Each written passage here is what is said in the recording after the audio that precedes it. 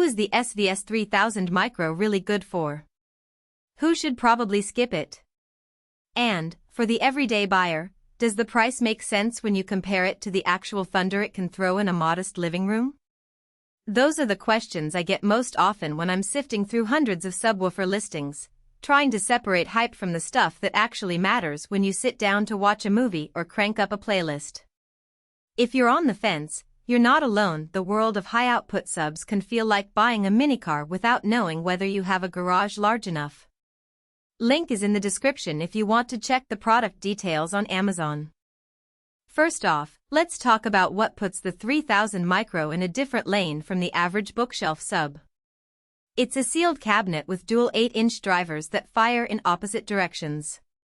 In practice, that means you get a tight, fast bass punch that doesn't need a massive vented box to sound impressive.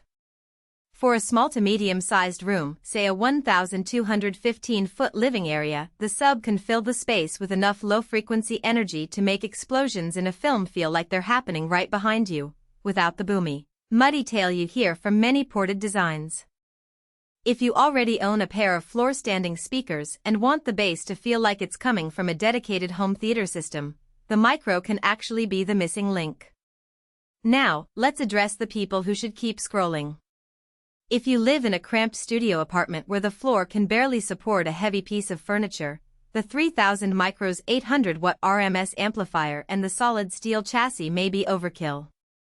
The sub weighs close to 30 pounds, which isn't a trivial lift for a single person, and the sealed enclosure can still transmit vibration through the floor. In a truly thin-floored environment, you might end up with your neighbors hearing the thump more than you do.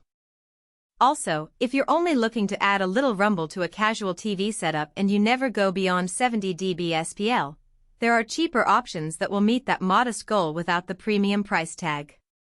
One of the biggest value drivers for the Micro is the DSP chip inside.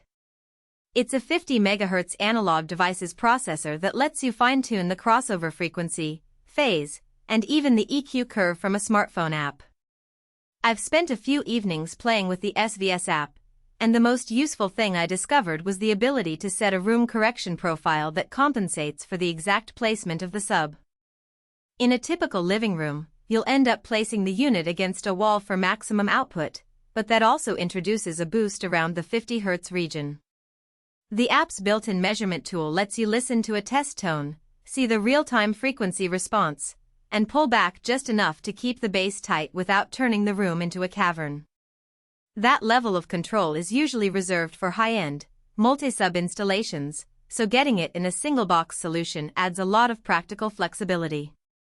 The dual opposing drivers also have a practical side.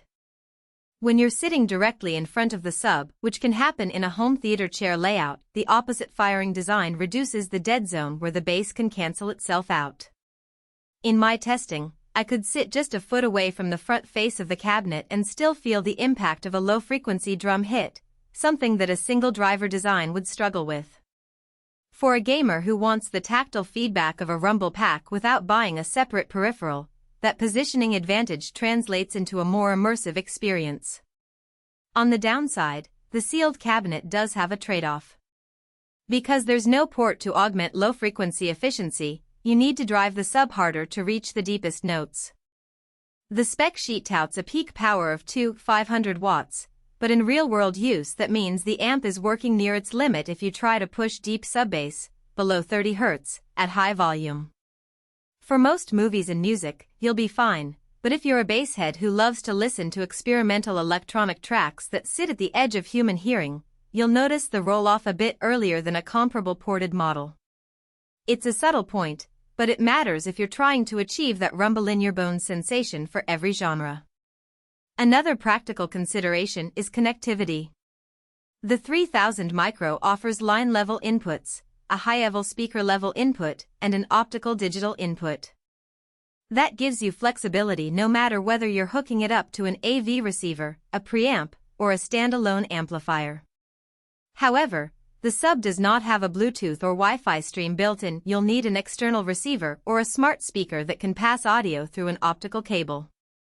If your current setup is already wireless first, you might find the extra cabling a minor annoyance.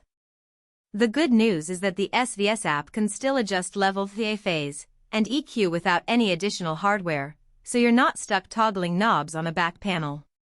Let's